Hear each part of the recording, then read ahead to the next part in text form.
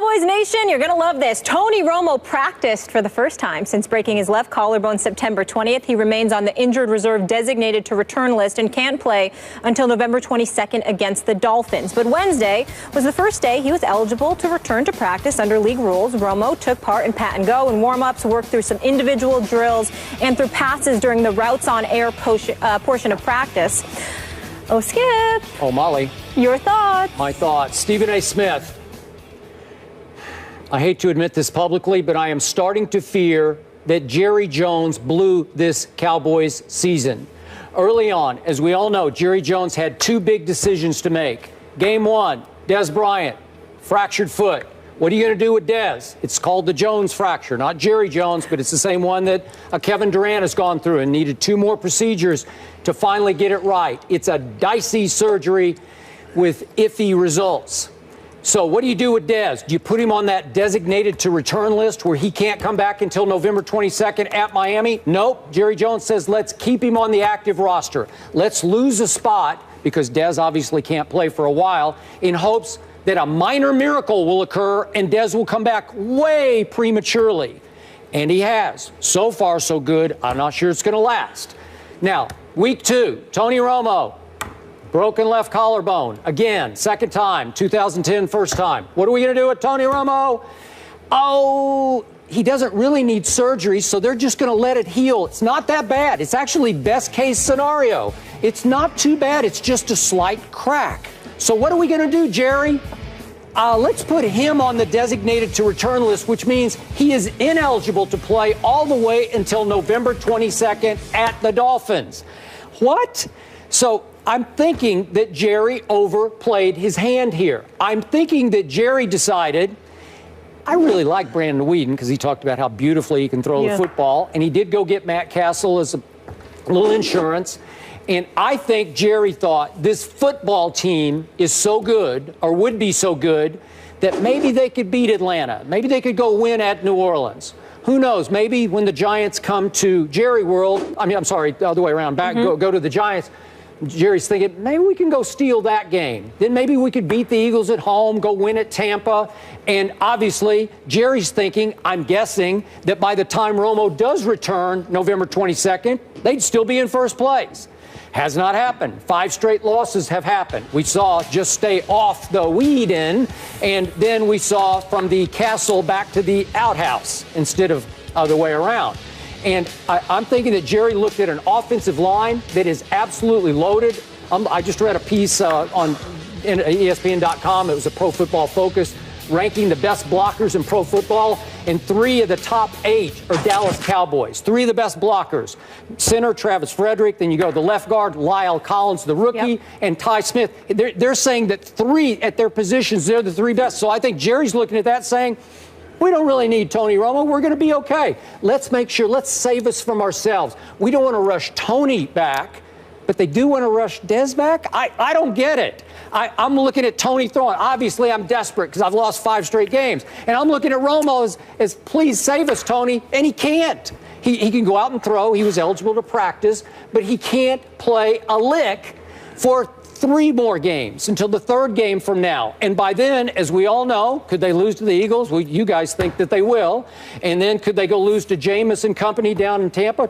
Sure, they could. So then what would happen? They'd be done, right? They would be done. There'd be no hope for them. So I think Jerry made a mistake. If you want to put Dez on that list, I'm fine with that. Do not put Tony on that list because he looks just fine to me. Your thoughts?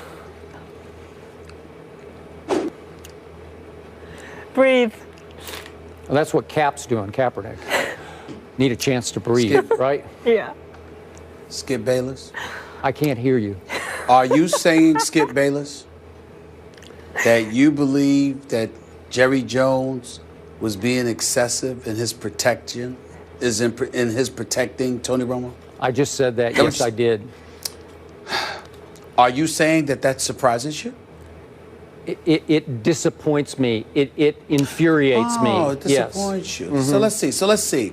So when he ran DeMarco Murray into the ground by giving him 392 carries, along with 449 overall touches last year, that to protect Tony Romo, No. You didn't think about it then.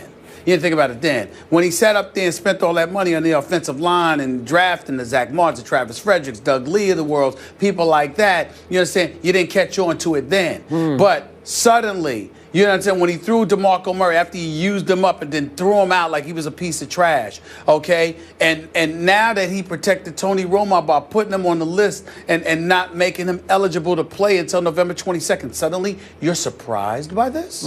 It doesn't surprise me, Skip Bayless. This is par for the course. This is why the Dallas Cowboys are who they are. It's about Tony Romo because Lord knows the sun shines and sets with Tony Romo. We got Terrell Owens crying because that's my quarterback, that's my teammate and all of that stuff. And he was maligned for it. Tried to sit up there and suck up to Tony Romo and do what he could to sit up there and massage his fragile ego. We got Jason Witten protecting him at all costs, okay? We've got DeMarco Murray being ran into the ground. We've got the team invested in the offensive line. We got Des Bryant sitting there to go out there and play, find a way to get it done. But Tony Romo, look, we don't need you to really stress yourself. Oh, by the way, in the offseason last year before last season, wasn't he out there at Duke shooting jump shots, hanging out with the folks at Cameron Indoor Stadium and doing all of this other stuff? What I'm trying to say to you is you can sit up there and say what you want, but there are historical remnants of evidence all over the place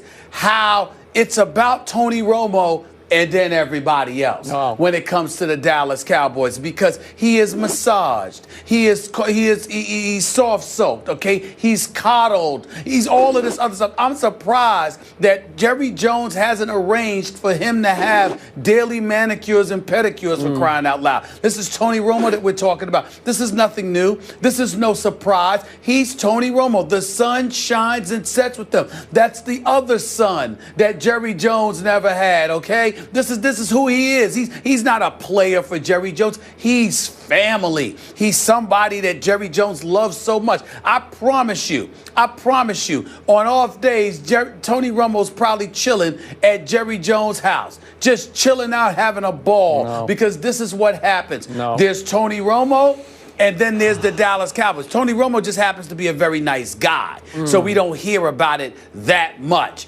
But definitely, this dude is soft-soaked big time. So I don't know why you're acting surprised. You know this. You're just acting like you don't. I'm telling you, my logic eludes you as usual here. You're completely missing my point. Maybe because you're devoid of do you logic. Remember what happened in the offseason when on Jerry's private plane, Tony Romo turned to him and said, Jerry, we're not getting any younger here.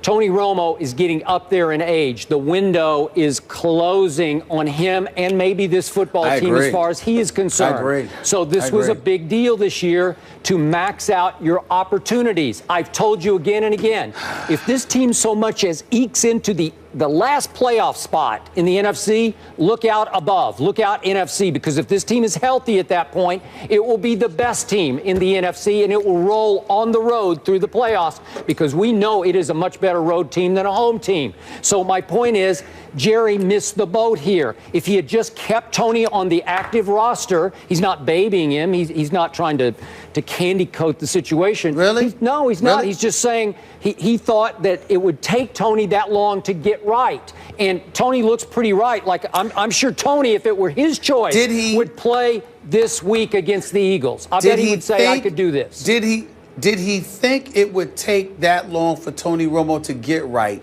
Or did he adopt the mentality, look, let's make sure under all possible circumstances that Tony Romo is completely taken care of. We don't want anything to happen to Tony Romo. Des Bryant, just go out there, figure it out. DeMarco Murray, just go to another team. But you, Tony Romo, please, we have to make sure he's okay. No, he just thought that Brandon Whedon could win 3 games. That's what he thought. Okay. And guess what?